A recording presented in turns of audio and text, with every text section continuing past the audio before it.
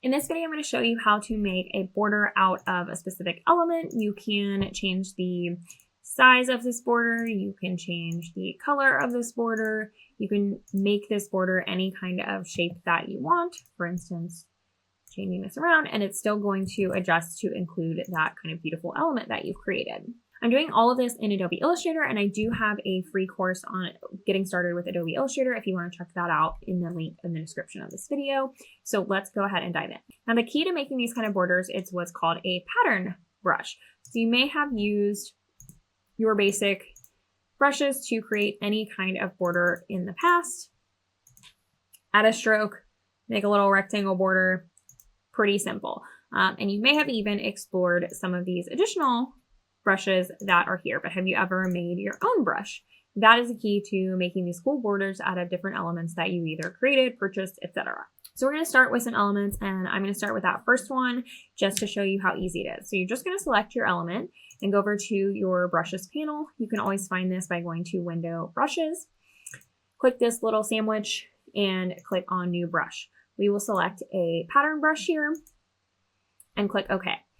And now we've got a few options. Now, before you go into the options, I want you to just name your brush. So let's just call it Laurel Brush, and we're going to click OK there and apply it to a path. It doesn't really matter what type of path that is. We're just going to use this rectangle because we have it.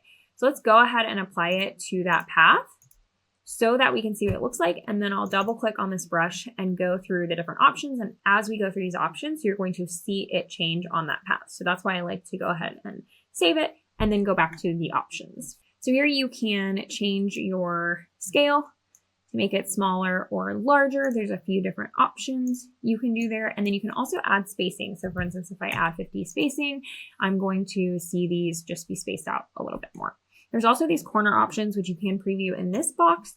And for something like this, probably this auto between is going to work the best. And there's a few other things you can do, such as like flipping your brush across different axes, changing how the fit is with the space, and then changing the colorization method. And if you want to be able to keep the brush the same color always, just leave it how it is. If you want to change it, then I would change it to hue shift. And then whenever you change the color of your stroke, it's going to change as it did here to orange. Now, since we've already used that brush, it's just going to ask if we want to apply the changes to the existing one or not. So for instance, you can see these corners are the old way before we changed it. So if we click apply to strokes, they're going to change to that new way that looks a little bit better. Sometimes corners can get a little wonky, and that's just how it is with some of these pattern brushes, but you just have to play with it a little bit. And of course, if you want to leave the old way as it is and then create some changes, you can always just click leave strokes there and it will leave them as they were. Now, no matter what you do to this stroke, it's going to change. I find that circles and things often work better because you don't have to deal with that pesky corner issue. You can change the color of it. You can change the size of the stroke, which is going to change the size of the elements. And you can make lines, circles, stars, etc. Really anything that you can make a path on, you can use this brush on. Now, what if you wanted to do something a little different? So just as an example, we'll use this flower and make a new one. Pattern brush. Okay, we'll call it flower brush. Okay, and I'm going to apply it to this same shape so we can see the changes take place as we work with them. Now, in this case, you might like it as it is, but you might want to add a little bit of spacing. I always find that when you're working with one single element, it's often a good idea to add some spacing. Let's add 50, and that is super cute. Love that. Now I like to just play with the scale a little bit to see how I like it to look. However, you can always just change the scale a tiny bit with the stroke button as well. I think something like this is super cute, especially the tinier it gets. It's so cute. Oh, I love that. This one is staying red because we did not change this coloration option to hue shift.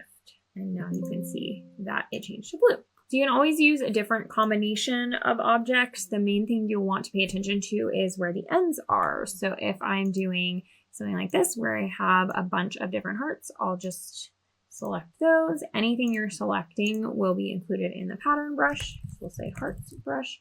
This gives a little variation. So if you wanted to use the same flower, but rotate each one a little bit and then select like 3 at a time, make kind of the same brush, but have them rotated.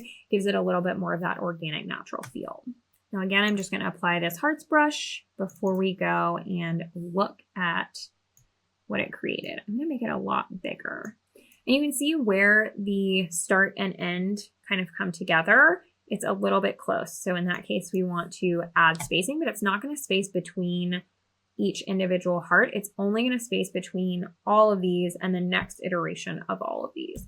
So we just want to kind of play with that and see what that ends up looking like. And since we've messed with the scale a lot, kind of a 3 makes that particular space look very similar to all the others. Let's try 4, like 4 better, I think. Okay. And then it kind of looks like these are all different hearts, even though they're just a reiteration of these same approximately 10, maybe 11 different ones. So it gives it more of that organic feel. Totally different look, and in my opinion is lovely.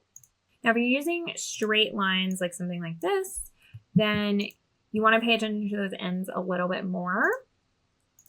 So let's do one last brush.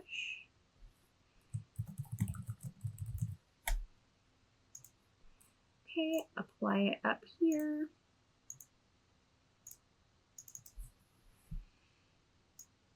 And change the scale so we can see it a little better. And as you can see, there's 0 spacing there. So the lines have actually formed really well, even around these curves. They match up really well. If I was to add some spacing, you can see that. And if you want that to be the look, great. You can make more of a dash dotted kind of look. But if you want it to meet up and create a full border, then just make sure that kind of where your hearts are, you might want to move this over a tiny bit because there's going to be, you can see a little bit more space between the end and the beginning of the next one there. So you might want to change exactly where the hearts are placed there and remake that brush. But in general, if you have straight lines like that, just make sure they're the same length, and Illustrator will do a really good job of meeting them up, even if they go around curves like this. Okay, I actually kind of love this little heart border. I think I'm gonna keep that one. Anyway, this is such a fun way to play with some of your elements, create unique borders, lay things out. Again, you can change these shapes to be anything that you want. So if I just wanted this to be some kind of wonky, crazy thing, I could do that. There's a lot of different use cases for these. You can create straight lines as dividers instead of using it as a complete border. All kinds of different things you can do here. So definitely play around with these pattern brushes, make your own. Let me see what you've created, and let me know what other questions you have about using Illustrator in the comments. If you want to take our free course on getting started with Adobe Illustrator, I'll link that in the description for you, and it'll get you through some of the preliminary things that we maybe skipped through in this video.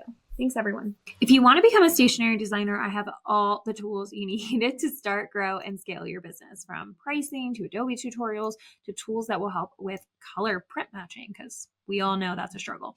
I got a little bit of everything at the resources link below, and you can book a one-on-one consult if you're not sure where to start.